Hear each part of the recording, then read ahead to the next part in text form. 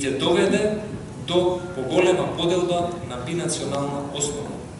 Значи, државата нема со овој предлог закон за двојазичност да ја зајакне својата кохезија, напротив, кохезивноста на македонското општество ќе стане покревка, а примената на овој закон многу поскапа.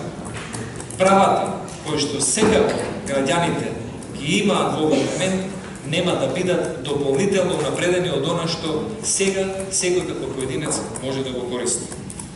Колега Милошевски, овој закон што денеска е пред нас, неуставен според вас, до 29 јануари 2017 година не беше протиуставен.